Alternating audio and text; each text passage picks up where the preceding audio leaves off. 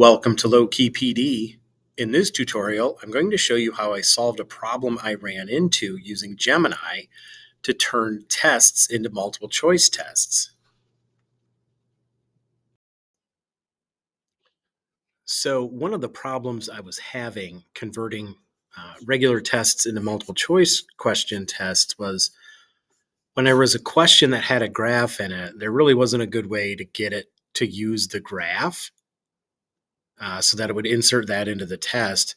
Or at least I didn't think there was because it wasn't doing it. It turns out uh, it can do it. I just wasn't asking it to. So the issue I was having was there were some matching questions that if I wanted to turn them into multiple choice questions, the matching questions used graphs, but then the multiple choice questions it was giving me wasn't using those graphs. So I'm like, all right, I could just like copy and paste them, I guess, and kind of work with it that way. And then I thought, well, no, why can't I just update my prompt? Right. So here's the prompt that I used.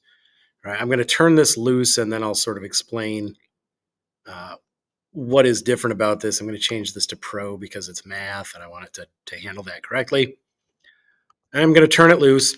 So the update here is I know that there's questions on this test that use graphs. And so I just updated the prompt to include something about, if the question has graphs, then use those graphs. Like, all right, it's a Google Doc. Like the images are just pasted images from like Desmos. Maybe it can access the images.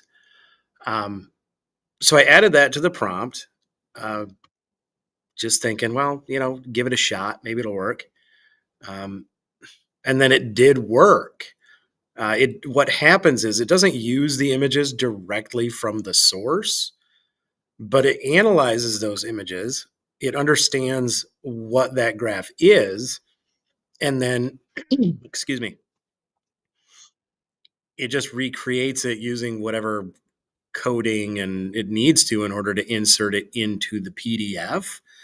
So even though it's not like a screenshot of the images and the graphs that I was already using, it is essentially the same graphs.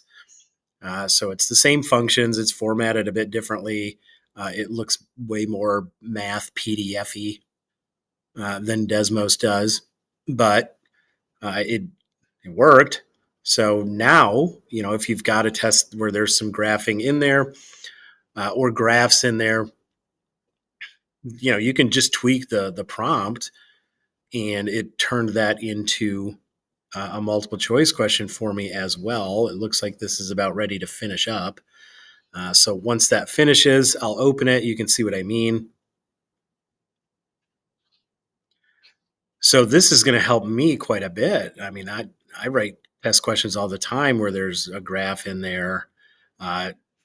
Maybe it's matching, maybe it's multiple choice, maybe it's just something I want the students to graph on. All right, so let me click on this and I can show you what I mean. All right, so some of these questions, all right, so this is not the exact graph that I have on my test. This is just a recreation of it, but for the most part, it's the same graph. So this question, which of the following graphs corresponds to the equation x squared minus 5x equals 0, 3a through 3d were like a matching question where I just had 4 functions and then 4 graphs. You had to match each function with a graph. This allowed me to just turn those into multiple choice questions. And you'll notice like I'm just using the same graphs over and over as the choices that were on the test. Ooh, I don't like this. This should have been a page breakup here. I'll have to remake that, but that's for another day.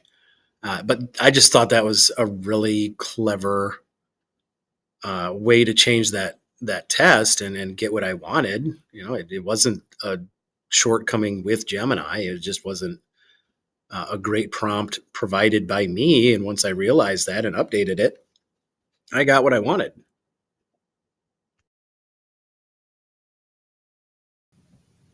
Don't forget to like and subscribe for more tech tutorials, and you can find my videos on YouTube by searching Low Key PD.